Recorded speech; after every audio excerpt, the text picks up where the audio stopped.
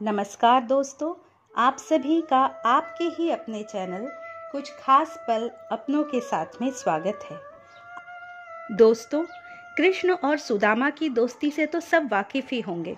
अगर किसी को कभी दोस्ती की मिसाल देनी हो तो सबसे पहला नाम कृष्ण सुदामा का ही आता है।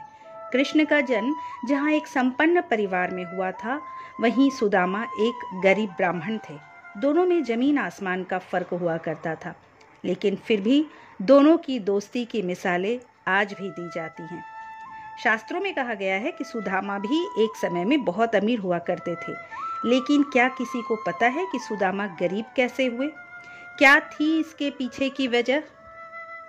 चलिए आज जानते हैं इसके पीछे की एक पौराणिक कथा के बारे में। पौराणिक कथा के अनुसार एक ब्राह्मणी थी जो बहुत गरीब निर्धन थी। भिक्षा मांगकर जीवन व्यतीत करती थी। एक समय ऐसा आया कि 5 दिन तक उसे भिक्षा नहीं मिली। वह प्रतिदिन पानी पीकर भगवान का नाम लेकर सो जाती थी। 6वें दिन उसे भिक्षा में 2 मुट्ठी चने मिले। कुटिया पे पहुँचते पहुँचते देर रात हो गई। ब्राह्मणी ने सोचा, अब ये चने रात में नहीं खाऊंगी, सुबह भगवान को भोग लगाकर फिर खाऊंगी। ये सोचकर ब्राह्मणी चनों को कपड़े में बांधकर रख देती है और वासुदेव का नाम जपते जपते सो गई। ब्राह्मणी के सोने के बाद उसकी कुटिया में कुछ चोर घुस आए। चोरों ने पूरी तलाशी की, लेकिन कुछ हाथ नहीं लगा।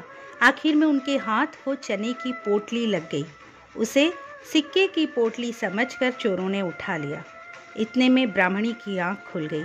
वह चोर चोर चिल्लाने लगी। गांव वाले इकट्ठे होने लगे तो चोरों ने दौड़ लगाई और संदीपनी मुनि के आश्रम में छिप गए। संदीपनी मुनि के आश्रम में ही कृष्ण और सुदामा उन दिनों शिक्षा ग्रहण कर रहे थे। चोरों के आने पर हलचल हुई तो गुरु माता देखने के लिए आगे बढ़ी। इतने में चोर भाग निकले और पोटली वहीं छूट गई।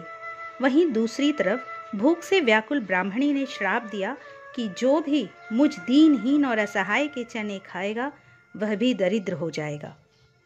प्रातः काल गुरु माता आश्रम में झाड़ू लगाने लगी। उन्हें वही चने की पोटली मिली।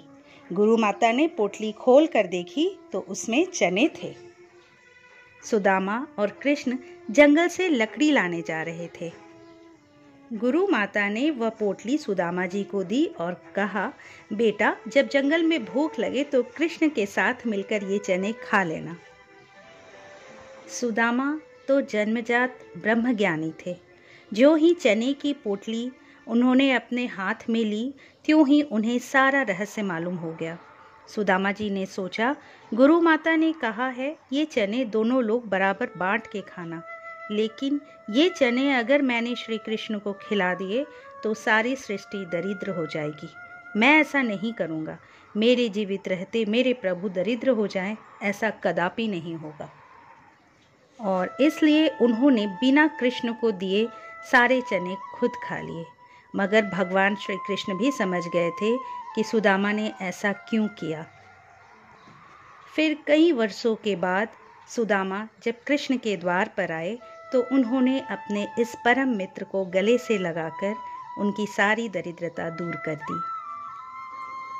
दोस्तों, आशा है इस वीडियो के माध्यम से आपको सुदामा जी की गरीबी का कारण पता चल गया होगा। यदि ये वीडियो आपको अच्छी लगी हो तो प्लीज़ इसे लाइक करें, वीडियो को अपने जानने वालों के बीच शेयर करें और सबसे महत्वपूर्ण बात, अब तक आपने यदि इस चैनल को सब्सक्राइब नहीं किया है तो प्लीज़ इसे सब्सक्राइब कर लें तथा बेल आइकन को भी प्रेस कर लें।